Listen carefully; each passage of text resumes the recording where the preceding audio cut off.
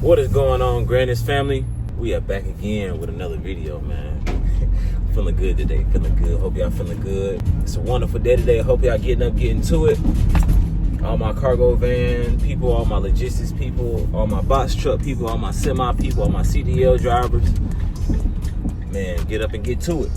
Today's video is gonna be about the startup costs to a cargo van business. I'm gonna give you guys the whole rundown on the startup cost. I'm gonna give you guys a rough estimate. You know what I'm saying? It's not gonna be exact or anything like that. Like I said, this stuff is really off the fly because I've done this before, and just give you guys some tips on what I wish I would have done better. Hopefully it can save you guys some money. Ultimately, I'm gonna start first with the van. One, like I said before, if you guys seen in previous videos, the van that you buy should be based on the work that you're doing. I don't recommend buying a huge high roof cargo van if you're just only going to be a medical. A small little transit van or a ProMaster City or even hell a SUV is fine if you're only delivering medical parts.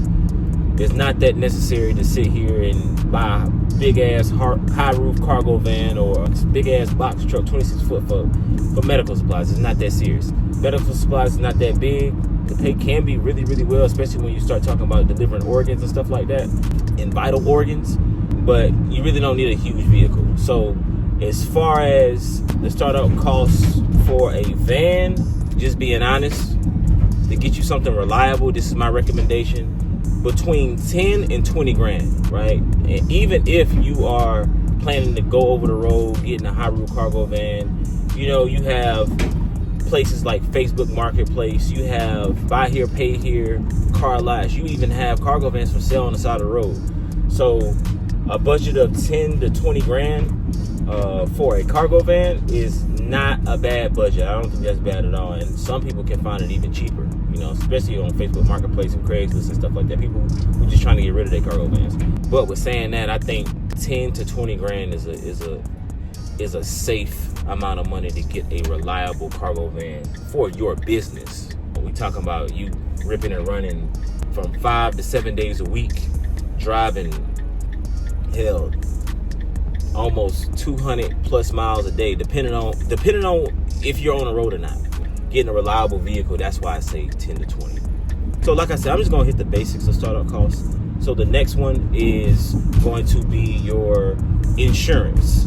This is probably the most asked question I get in my emails is insurance. How do you get lower insurance? Like what insurance, whatever. I can do a later video on how to get cheaper insurance. As far as insurance costs and startup, it could be between 400. I'm talking 400. Like that's on the low end. Like that's on like the low end. Like that's like you have a pristine driving record. You over 25, you got good credit, good personal, good, like everything is just pristine, between $400 and I would even go up to, I'm gonna be honest with you, I would go up to $800 to $900, just being honest, especially depending on the policy. Like if you have $1 million policy, for all my box truck people out there who have 26 footers, 9 times out of 10, more than likely you're gonna have to have $1 million policy. That's for the people with 26 foot box truck. This is my personal opinion. I don't have a 26 foot box truck. I just know that my location, all the contracts, if you search on Google, that's what they're looking for, $1 million policy. And that's where you're gonna make the most money, you know what I'm saying? With the big contracts. I'm not talking about nothing little, those little small gig work or whatever. Of course, you don't have to have $1 million policy with that. As far as insurance, you're looking to pay between 400. Let's just say you're looking to pay between $400 and $800. $400 to $800. I'm just gonna be all the way 1,000 with you. I'm not gonna sit here and lie to you. There are ways to get it cheaper, right? If your business is if you have business insurance, right, you probably will get a cheaper rate. I was paying close to $700 every single month in just insurance. Insurance definitely has to be in your budget. It is an expense. The insurance payment, honestly, is probably the most annoying to me because it's almost as the same as the vehicle's payment. Like it's like you're paying 2 payments at the same time. But that's just part of business, you know. That's just what it is. So number 3 that I highly recommend is just having money saved. This is one thing that I wish that I had done my due diligence on. I had money saved, but I didn't save enough. People who've been watching me for my first video, like I've explained this before, that's one thing I wouldn't say I regret, but that's one thing that I wish that I would have done a little bit differently. I wish I would have saved a little bit more just to avoid certain headaches, you know what I'm saying? But now, like, I'm fine now, like I'm good as far as savings. But just going through that motion and going through it, and it was a lesson. It was a lesson learned. This is for the people who have no transportation experience. Like, I was coming from a HVAC background. I used to be a commercial HVAC technician, right? So my experience level with cargo vans, box trucks, and transportation, I didn't have any experience other than what I learned on YouTube. If I would have had at least 15,000 saved, I would have been better off. I had money saved, but it was not nearly enough. It wasn't nearly enough to give me that reassurance, you know what I'm saying? We made it, God willing, we made it. We made it through the storm, but man, it was tough. If you're able to just save some extra money for those rainy days, because you don't know these contracts, you know what I mean? You can read the description of the contract all day. Oh, yeah, we're gonna give you $500 a day, and we're only gonna have 5 stops. That description is honestly bullshit. Like, some companies, you know what I'm saying, honor their word. Some companies do. You can't put all your eggs in one basket. You know what I'm saying? Just because a company is saying that they're gonna pay you $500 a day and it's gonna be 5 stops, doesn't mean that you're gonna have to drive for 12 hours out of the day.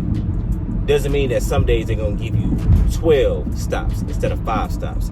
That's where the savings come in, because you may, let's just say for an example, you get a contract that says, okay, we're going to give you $500 a day, 8 hours of work, 10 stops, right? You get there, they change management on you, right? The management just changes. You don't even have the same dispatcher no more. The people in the warehouse changed. Everything just flipped. So now you're doing more work. Everybody's trying to get adjusted, and it's really taking a toll on your income. It's taking a toll on your business. Instead of getting home at 3 o'clock, you're getting home at 7 o'clock and 8 o'clock, and now your business is losing money. So now you have to make a decision. Okay, do I stay or do I leave? And in some instances, it's best to just walk away. You have to be able to manage your finances.